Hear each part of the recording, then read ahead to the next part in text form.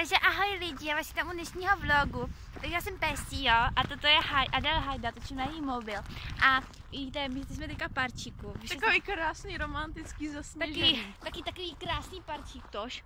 A jako já jsem ta youtuberka, takže si mě najděte pěkně. Prostě jo. Odkaz budete mít dole v popisku, který samozřejmě nebude toto video. Všichni čtete popisky. Všichni čtete popisky a Pestí je nejlepší. Ano, a tady jsme šli do knihovny a je s mým pejskem. Jo, jmenuje se Jumpscare, nebo Jumpscare. Jo, Jumpscare. Jo, Jumpscare. Já jsem dobrá lidi. Ona chytrá, ona zazobaná a chytrá. Já nevíc zazobaná. Ano, ona víc zazobaná, jejich sestra má vlastní gauč. A můj... No a co? Ale mám vlastní gauč, to má milion lidí. Já ne. Já taky mám vlastní gauč. Ale tvoje sestra, ano. Moje sestra je zazobaná. Jejich sestra je zazobaná, takže ona se jmenuje Zazí. A my jsme se rozhodli natáčet, pač tady je krásné prostředí a ty lidi se na nás čumujou jak na debili. Jo, ale je úplně tady krásně bílo. A to vystěhulak. Pochcaný.